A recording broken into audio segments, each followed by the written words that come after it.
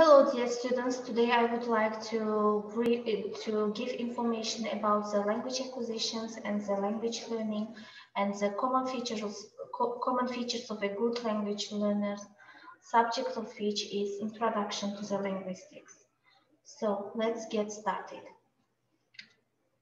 First of all, let's analyze the difference between the language acquisition and language learning. The American linguist Stephen Krashen described the difference between these two terms quite clearly and briefly. Language acquisition refers to the subconscious process of internalizing a language and its rules. In contrast, language learning is a type of conscious language development which often takes place in the foreign language classroom. Research into first language or language one acquisition can be very useful when we come to think about how people learn a second language or language two effectively. So, as I mentioned, Krashen described these two terms, language acquisition and language learning, and he said that language acquisition it is subconscious process and language learning is conscious process. Why? So when we learn language first, I mean mother tongue, our first language, it is subconscious activity because we learn it subconsciously. Even children, they can make a speech in their first language without making any grammatical rules, but they don't know these grammatical rules, but they can make a perfect speech. Why? Because they learn this language subconsciously without knowing all the rules of this language. And when it comes in language learning, now it is conscious activity, because when we learn this language, we learn it consciously. We should know which one is noun, which one is verb, and etc. in order to learn the language too. And here we can compare these kind of features, these kind of grammar rules of the second language with our first language. That's why it is conscious activity. So now Chomsky also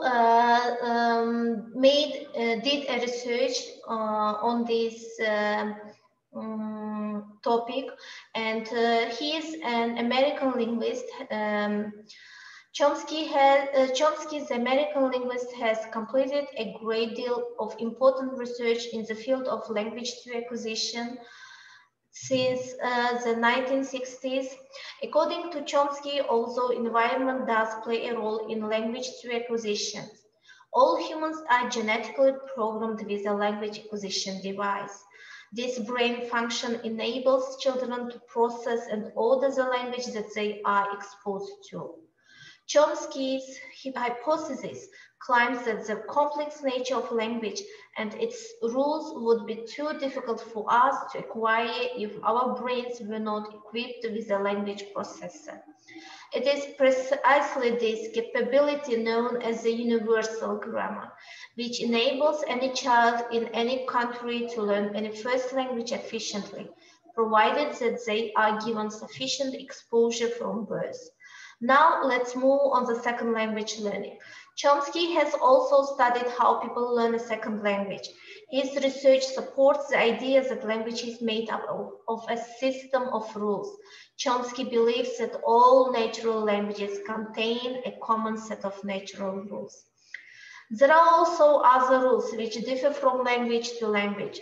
The theories developed by Chomsky indicate that when learning a second language, learners find it easy to learn these central rules than the rules which are unique to that particular language. When learners find a language two rule which isn't a central transferable rule, they will try to understand that rule by using their knowledge of their first language. This can lead to errors through language one interference. So, as I mentioned here, Chomsky says that each person is genetically programmed with a language acquisition device, and it is in our brain, and all human beings, they have in their brain these kind of rules I mean, all people, they are equipped with a language, equipped with a language processor, and it means we also know all the rules of the universal grammar. What is it, universal grammar? It is the grammar, some rules, grammatical rules of the languages that you can find in all languages. It is common for all language, the rules which are common for all languages. For example, when we take an example, the nouns, we can find these nouns in Uzbek language, in English language, and other languages also. And it is easier for us to understand what is noun. And if we take an example verb, it is also clear for us because we have verbs in all languages, and it is easy for us to learn the verbs of second language also. So but Chomsky also indicates that it is when we learn the second language, learners find easy to learn these kind of central rules, I mean universal grammar rules, because they have these kind of features in the first language. But when it comes to the unique features of the language, like the particular features of the language, it becomes difficult for them to learn these kind of features, and it takes efforts of some efforts and also knowledge of the learner to understand these kind of features, unique features of the language. For example, if we compare if we take one example, if the Uzbek people, they want to learn the second language, I mean English language, it comes difficult, it comes easy for them first of all to learn the nouns, the verbs, pronouns, and the other secondary parts of the speech, because they have these kind of grammatical rules in their first language, and it is easy for them to compare these kind of features of their own language with the target language. But if they when they want to learn some specific unique rules of English language, like articles or prepositions, it becomes difficult for them to learn these kind of features because they don't have these kind of grammatical rules in their language, and it is difficult to use the articles properly in English language, or it is difficult for them to use prepositions properly in English language, and it takes for them a long time, and it takes them an effort, and also it takes them knowledge to understand these features, these grammatical rules of the English language. So let's move to the features of the good language learners. There are some common features of a good language learner. Clearly different learners learn in different ways. It is impossible to describe all the factors which can play a role in language learning. However, there are certain key factors which have been identified by linguists. These include age, motivation, aptitude, personality, and cognitive or learning style. In contrast to popular opinion, children are not necessarily the best language learners in all respects, but there is evidence that age does play an important role. As you might expect, the best native speaker-like results are achieved by people who have the maximum number of years of exposure. Yet research shows that teenagers are better at learning grammar and vocabulary than either children or adults. However, pronunciation tends to be more accurate in learners who started at a very young age. So, as I mentioned here, there are several common features of a good language learners, and there are also some factors which can play a role in language learning, such as motivation, aptitude, age, personality, and cognitive or learning style. If we now analyze the age of person, it is Also important in language learning. For example, for children, it comes easy for them to learn the vocabulary of the target language, or also it is easy for them to pronounce the words properly, because when they start learning the language, it is easy to pronounce some sounds, some vowels properly. It is easy for them, but because they have good memory, they can imitate, they can repeat the same thing for the several times, and in this way they can learn the vocabulary and the pronunciation of the target language efficiently. So, but when it comes for children, for teenagers or adults, it is easy for them to learn the grammatical rules of the target language, because they have already know the grammar rules of their own language, and they, in this situation, they can compare the grammatical rules of their first language with the target language, and it is easy for them to understand some grammatical rules. For example, for children, it is difficult to, when you are teaching the language, it is difficult to understand, to explain them the articles or prepositions. I mean, for Uzbek children, because they don't have this kind of grammatical rules in their first language, and there is no an equivalent of these kind of features of the target language, and it is difficult for them to explain them this kind of rule, and it is also difficult for them to understand this kind of rule. So the next factor is motivation. Well, motivation is also crucial. Language learning motivation is usually divided into two main areas: integrative and instrumental. Integrative motivation is driven by a want to join or mix effectively with the native speaker group which use the target language. Incidentally, where there is no dominant native speaker group, a pidgin can develop. This is a new means of communication with elements of more than one language. And this pidgin is then taught to children of its speakers. It is known as a Creole. Instrumental motivation is the study of a language to achieve an aim, such as the passing of a test or getting better job. Most people have mixed motivation, but research seems to show that integrative motivation is the most powerful. So, as I mentioned here, there are two types of the motivation. One of them is integrative, and the second one is instrumental. Integrative, it is the motivation when you want to speak like a native speaker.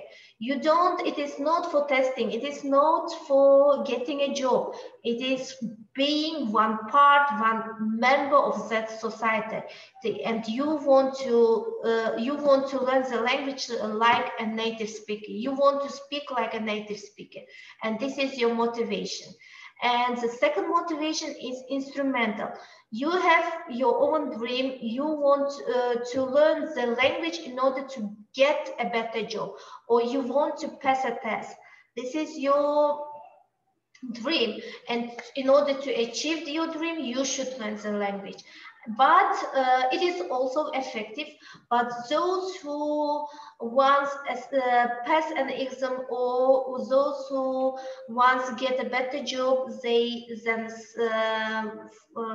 it is after achieving their dream, they don't want to study the language, and after some time they can forget some grammatical rules or the vocabulary or some features of the language, of the target language.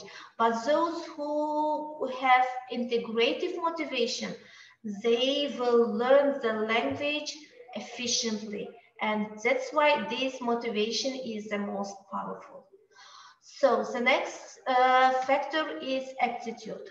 Aptitude is the ability to systemize the rules required language learning. It is not to be confused with intelligence, which also describes non-language related skills. Interestingly, also, our universal grammar enables everyone to master and language one. It seems that our capacity to deal with the challenges and differing rules of a second language vary from person to person. So, aptitude, it is the personal skill, personal ability of the of individual, and those who have good attitude in language learning, it means they can learn the second language. For example, if you know all the grammatical rules of your first language, it means it comes easy for you to learn the grammatical rules of the second language, because you have this kind of aptitude. So let's move to another factor. Another factor is personality and cognitive style. So it is also believed that our personality and cognitive style might play a role in our learning. However, it should be pointed out that just how they influence learning is not yet clear. Research has of yet been able to identify the best personality type, as now two people are exactly the same. Personality is of course the things which make you individual, whether you are an optimist or pessimist, whether you are a cautious or a risk taker, whether you are introvert or extrovert. Some people think that outgoing students might find it easy to learn speaking skills, as they are less worried about making mistakes, but being good speakers doesn't necessarily make them good writers or gives them a good memory for vocabulary. So personality, it is individual features of the people, and as it is given in this presentation, some people, they are pessimists, and some people are optimists, and this is also plays a great role in language learning. For example, if you are pessimist, you think that you can't learn the language. It will be difficult for you to learn the language, and in this way you will not learn the language. But if you are optimist, you believe in yourself, and you always repeat, I can do it, I can learn the language, and in this way you can learn the language effectively. So also there are some factors like being introverted or being extroverted. If you're an introverted person, it is many introverted people, they are shy and they are afraid of making mistakes. That's why it becomes difficult for them to learn the language, because they don't want to make a mistake, and each time when they make a speech, they think for several times. That's why it is difficult for them to learn the target language. But if you are extroverted, extroverted people, they are not shy, they are sociable, and they don't worry about making mistakes. That's why they might find it easy to learn speaking skills, because they can communicate easily. But it doesn't mean that they can write in a proper or in a correct way, because they can make mistakes while writing any piece of writing, like essays or etc. And that's why we can't say that these kind of people, extroverted people, are good writers. But also we can't say that these kind of extroverted people they have good memory. We can't say this kind of thing, because they just can speak easily. They don't afraid of making mistakes. They just can speak easily. But introverted people, they can write a perfect piece of writing, because they are very patient and they don't want to make mistake, and maybe they also have good memory. So nevertheless, difference in people's personality has led to an understanding that people also learn in different ways. This is why in recent times teachers have been encouraged to consider different methodologies and approaches. You have probably heard of terms such as a communicative approach, audiolingualism, and the once popular grammar translation methods. An understanding of multiple intelligences and cognitive or learning styles is also a useful way to take different learners' needs into account. So, if you know the